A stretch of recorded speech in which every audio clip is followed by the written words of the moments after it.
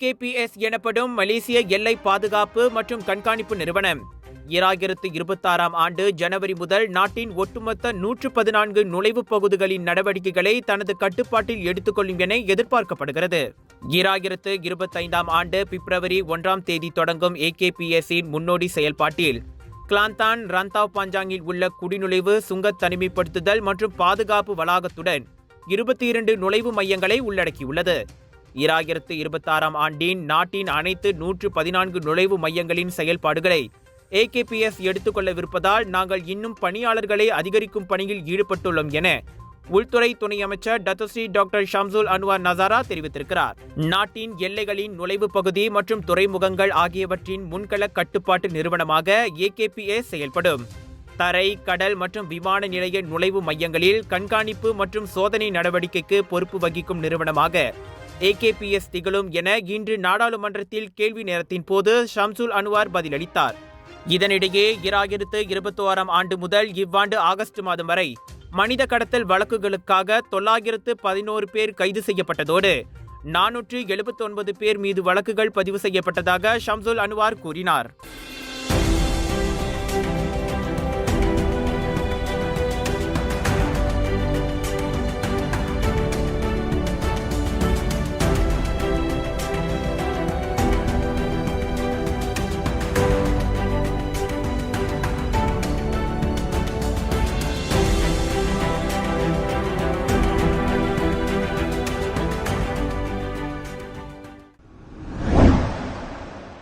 தலைமறைவாகியுள்ள கோடீஸ்வரர் ஜோலோ மீது தான் வைத்த நம்பிக்கைக்கு அவர் துரோகம் அளித்திருப்பதாக டத்தோஸ்ரீ நஜீப் துன் ரசாக் கூறியுள்ளார்.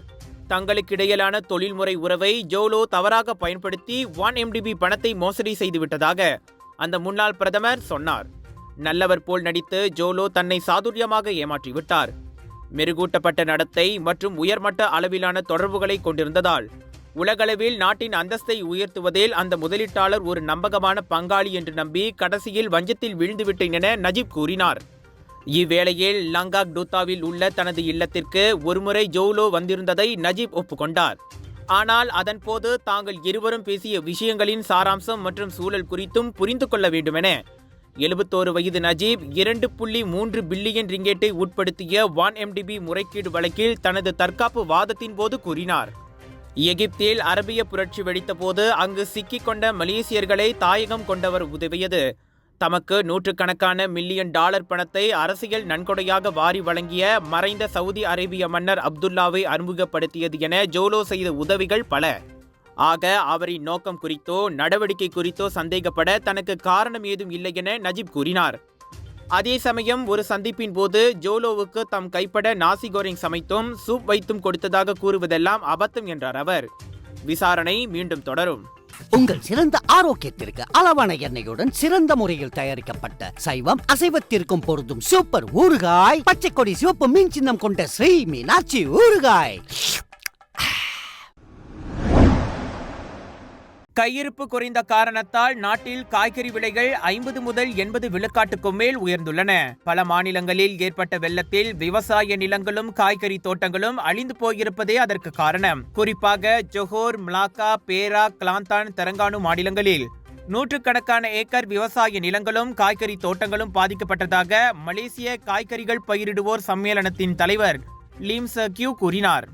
இந்நாட்டுக்கு காய்கறிகளை ஏற்றுமதி செய்யும் தாய்லாந்திலும் வெள்ளம் ஏற்பட்டு நிலைமை மேலும் மோசமாகியுள்ளது. இதனால் காய்கறி கையிருப்பு கடும் வீழ்ச்சி கண்டு கணிசமான விலையேற்றத்திற்கு வித்திட்டிருப்பதாக அவர் கூறினார். தற்போதே வெள்ளம் வற்றுவதற்காக விவசாயிகளும் தோட்டக்காரர்களும் காத்திருக்கின்றனர். அதன் பிறகே மறுபயிரிடு செய்ய முடியும். அதற்கு எப்படியும் 1 to 2 மாதங்கள் பிடிக்கலாம்.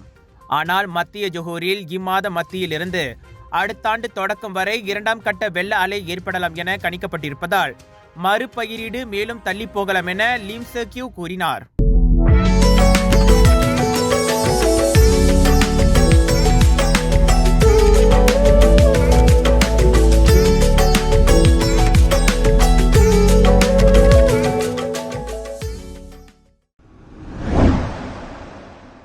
15 வயது இளம்பெண்ணை கடத்திச் சென்றதாக சிங்கப்பூர் பல்கலைக்கழகத்தில் பயிலும் சீனாவைச் சேர்ந்த மாணவன் மீது ஜொஹோர் பாரு மஜிஸ்ட்ரேட் நீதிமன்றத்தில் இன்று குற்றம் சாட்டப்பட்டது.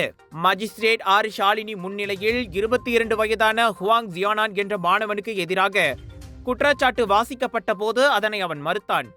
அந்த மாணவன் அப்பெண்ணை ரகசியமாக அடைத்து வைக்கும் நோக்கத்துடன் கடத்தியதாக குற்றப்பத்திரிகையில் தெரிவிக்கப்பட்டது.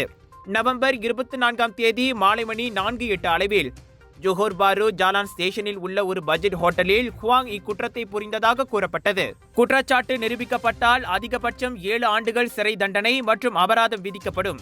குற்றவியல் சட்டத்தின் 365வது பிரிவின் கீழ் அந்த நபருக்கு எதிராக இந்த குற்றச்சாட்டு கொண்டு வரப்பட்டது. குற்றத்தின் தீவிரம் மற்றும் குற்றம் சாட்டப்பட்ட நபர் சீனாவைச் சேர்ந்தவர் என்ற நிலையை கவனத்தில் கொண்டு நாட்டிலிருந்து வெளியேறும் அபாயம் இருப்பதால் அவனுக்கான ஜாமீனை நிராகரிக்கும்படி இதற்கு முன் அரசு தரப்பு வழக்கறிஞர் நோர் அமீரா அலாவுதீன் நீதிமன்றத்தை கேட்டுக்கொண்டார். இதனைத் தொடர்ந்து குற்றம் சாட்டப்பட்டவருக்கு ஜாமீன் அனுமதி வழங்க மஜிஸ்ட்ரேட் ஷாலினி நிராகரித்தார். ஹூலுஸ்லாங்கூர் அருகே பிளாஸ் நெடுஞ்சாலையின் 427.1வது கிலோமீட்டரில் நேற்றிரவு 9 மணி வாக்கில் விரைவு பேருந்து தடம் புரண்டு கால்வாயில் கவிழ்ந்தது. இதனால் பேருந்தில் இருந்த 20 பயணிகளும் அதிர்ச்சியில் உறைந்து போயினர். எனினும் அவர்களில் யாருக்கும் அதில் காயம் ஏற்படவில்லை. சம்பந்தப்பட்ட விரைவு பேருந்து நிறுவனம் ஏற்பாடு செய்த மாற்று பேருந்து வழியாக அவர்கள் தங்கள் பயணத்தை தொடர்ந்தனர். எனினும் பேருந்து ஓட்டுநருக்கு சிராய்ப்பு காயங்கள் ஏற்பட்டு சுங்கைபுலோ மருத்துவமனையில் அனுமதிக்கப்பட்டார். ஈப்போவிலிருந்து ஸ்ராம்பான் செல்லும் வழியில் கட்டுப்பாட்டை இழந்து சாலையோரமாக தடம் புரண்ட அப்பேருந்து பின்னர் கால்வாயில் கவிழ்ந்தது தொடக்க கட்ட விசாரணையில் கண்டறியப்பட்டதாக உலுஸ்லாங்கூர் போலீஸ் கூறியது.